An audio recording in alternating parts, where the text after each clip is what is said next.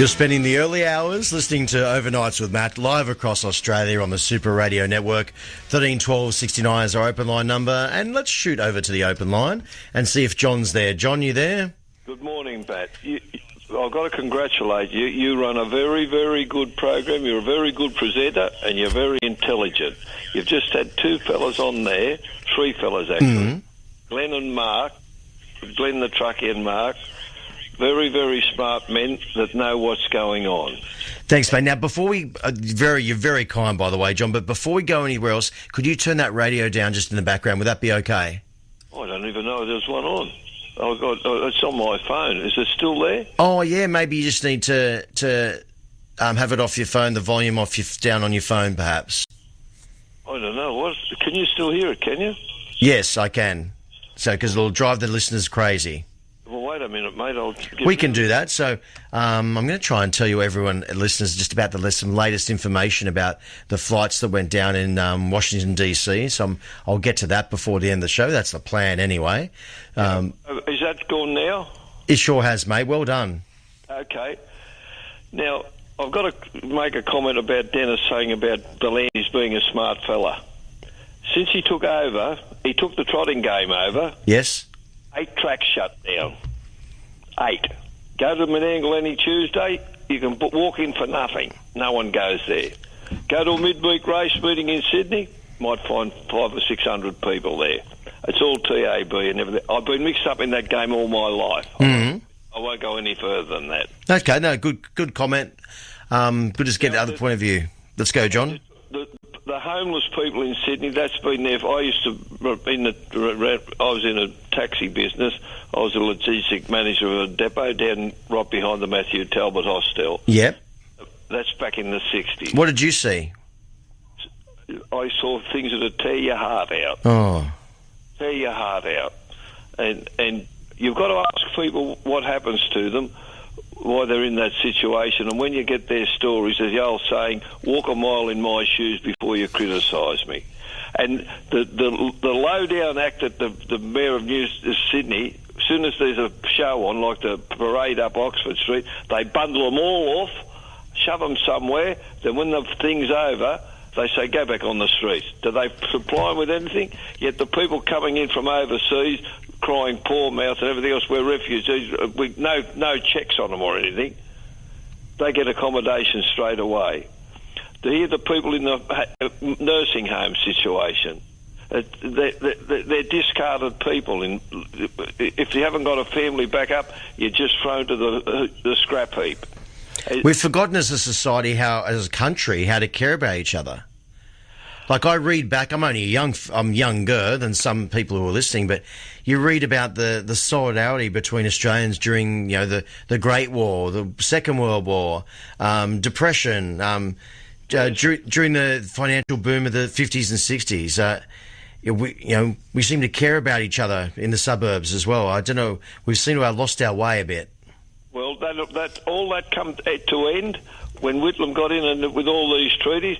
There's 4 things that's caused the problems, Matt. I get held down when I say it, but it's there every day. Taxes, tariffs, treaties and the family law court. And the treaties that we've signed, the decimation of our industries with the Lima Declaration, what they've done to our farmers and everything else. I could go on for hours. I've got documents here that people can't get. But there's some big changes there. But I mean, that's decades ago. We've got to find a way forward now too, don't we? Well, we've got the results of it now. What was decades ago is what's occurring now. Homelessness, cost of living, jobs. We got Albo push. I created 36,000 jobs. No, you didn't. You just put public servants on to sit at the desk and work at home and do nothing. Well, statistically, there's nearly 80% of those jobs are in the public service. That's right. Well, what do they produce? Nothing. And they're working from home. But that's another rort, and that should be stopped. Put them all in an office and see productivity, what they do. I can go back when this is the greatest country in the world, and they've wrecked everything. I watched Landline yesterday. I've been talking about seaweed for years. What they've just found with seaweed and what a little town of Bega's accomplished is amazing. And we've had ratbag politicians. So we're talking about seaweed? seaweed, yes. In Bega? What they've created a recycling setup and working with seaweed for protein, for fertiliser and everything else. Is that right? Yes. I follow all these things. Wow. You know, I could go back. Australia has led the world with innovations before 1900, in the 1840s and everything else. What we've done in this country has amazed the world. How we saved Australia during the Second World War up in New Guinea. And all these things have been destroyed. Why? Because it's United Nations. And that's against our Constitution. Because our Constitution states we're not to enter into an agreement or a treaty unless it's with a sovereign state. Have a look at the vile performance on the streets now, and it just sickens me. I'm 84, and I've seen the great Australians. So what would be the maybe one thing you'd change to try and get things back on track? Abandon all this stuff with the United Nations and get a proper voting system where we have a democratic voting system, optional preferential voting, not like we've got now what we could have. So we could have first past the post. I could discuss that with you. Do you mean like where you don't have to number all the boxes? No. You can have optional preferential voting. Yeah. If you want to, John Howard ordered this I'm forced to vote for the Labor, the Greens, and everyone else that I don't want to vote for in the House of Representatives. If there's 6 on the card, and you've got a numerically numbered whatever way you want to vote. So if you only want to vote for the Liberal Party or the Labor Party, you put 1 there, 2, 2, 2, 2, 2. The Greens, the Teals, and everyone else, they don't get a vote. They don't get a preference because that's all. You've only voted for that one person, and that is democratic voting, not being forced to vote for people you don't want to vote for, and that's how we're getting all this rabble in both houses of Parliament, and you can't get anywhere. You want to do something. This climate business and everything else. There's Glenn the truckie. He's the only bloke I've heard bring up about William Braid, the doctor that got land-based up in Queensland. Took him to the Supreme Court and won the case over the injections. Yeah. We're forced to take them. What the government's inflicted on us. Look at all the red tape you've got to go through for everything. By the way, they're talking about the truck drivers. I spoke to one of the blokes that drives the garbage truck. $29 an hour. That's what his pay is when they drive those garbage trucks. So when they're talking about apprenticeships and everything else, I could name you where we had thousands of people. Thousands within. I took two politicians on a drive from Macquarie Street one night to near Mascot Airport. I just took them around a few places. I put 20,000 people back into work with the industries they've destroyed with the Lima Declaration. That's the United Nations Industry Development Organisation. And here we are. You can't have the coal-fired power station. You can't have this. You can't have... The powerhouses of the world, they've all got them. And that's China. So where we were once totally self-sufficient and independent, now we are dependent. Let's go back to what you're saying. So so let's start. So get rid of the UN policies. Get rid of all. Get rid of Agenda 2030. Would you do that too? Oh, what about Agenda 21? Agenda 21 was first, then Agenda 30. Get rid of the Paris Agreement from us. Scrub it. Okay, I'm just throwing things in a bucket here for you, John. Rid of digital IDs. Digital IDs. Rid of all this censorship that they want to bring in. Out the door. Okay, so we're making a bit of a collection. So if we can get a party that can show Australians that you are here for us, and they can do that sort of thing, maybe that would be more popular. Well, I'll tell you something. Go and get Pauline Hanson's maiden speech. And see, they called her a racist, they called her everything. And see what she said in her maiden speech then and what's happening now. I've been on this for years. And not exactly what she said, but before that. And if a war was to break out tomorrow, like the Second World War, we couldn't even save Bondi Beach. And we had the fourth biggest air force in the world in 1945, in the world.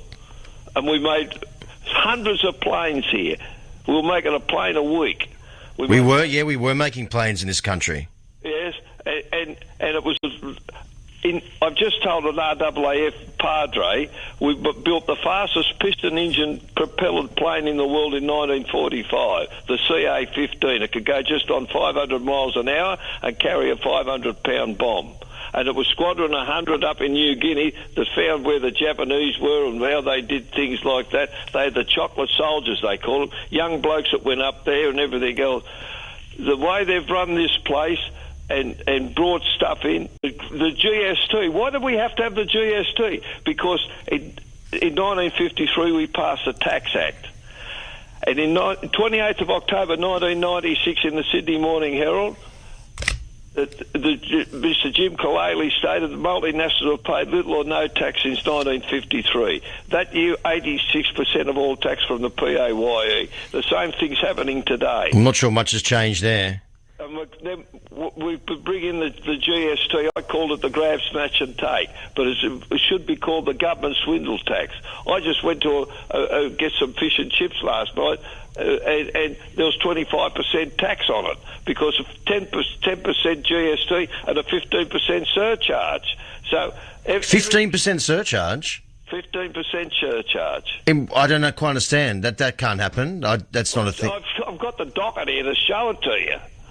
15%, not 1.5%? Big one? Not 1.5%? 15% Sunday surcharge. And that sounds like a scam to me. That doesn't sound right. Look at here, mate, where I went to the fish shop in Foster. Wow.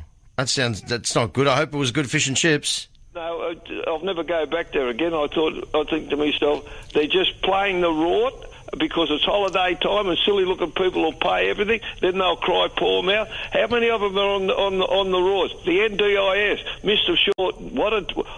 You don't have to have a long neck to be a goose. And he bails out now. Now he's got $1.5 million job or something about that money running a university. And the whole thing is just socialistic. And it's just beyond comprehension that the great forefathers that wrote our Constitution and the great men we had fallen at war and everything else, what we've got today, what they fought for. Look what they're doing to our farmers. They're selling we haven't got control of our water anymore because overseas entities have got the water rights in the Murray-Darling and they're selling the water back to the farmers. Like the places you talk about Dracula being in charge of the blood bank, and then they tell you things are going good. Oh, there's nothing wrong with inflation. Yeah, but if you take all the ingredients out that make up the inflation, like petrol, housing... Yeah, we had a great chat about that yesterday, actually. Yeah, put that back in the mix, and you'll see how good inflation is. And we've got to build more houses. We've got to do that. That's...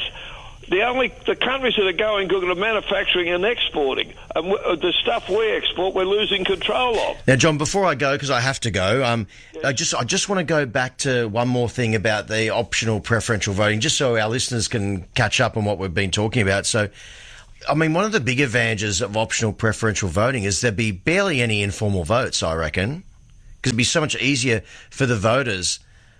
And I think I'm not sure if the major parties would want that. Oh, no, they don't want that. No, it's not the major parties, though. The fringe, the Greens and the Tools that back up the Labor Party, they don't want it. I'll explain it again. If there's 6 on the ticket, and you've got Liberal, Labor, Greens and everything else, and you only want to vote for one of them, so you put 1 on there, Mark, and 2 for the rest of them. Well, you don't know how you can leave them blank in optional preferential. No, you can't. You've got to number them. Really? Under the new, when Howard ordered, you've got to numerically number them now. But before that, you could put 1, 2, 2, 2, 2, 2. So you can still number the boxes. You can preferential vote as many as you like.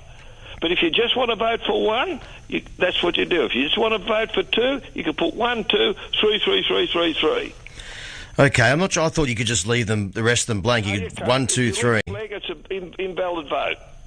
Okay, well, I'll follow that one up because I'm quite interested in all that sort of stuff, especially with the elections coming up, John. But thanks so much for your kind words and for being on the show again here on Overnights with Matt. That's for the House of Representatives, I see. Yes, yep. No, I'm with you. I want to thank you for allowing the people to get on and speak their mind, which you do, and you're a very good presenter, and you're very, very intelligent. Cheers, mate. Thanks. The teenage boys wouldn't say that about me, I'll tell you that much. I'm not trying to patronise you. No, I really appreciate it, John. Thanks so much for your call and your kind words. Talk soon, won't we? I hope. Thank you.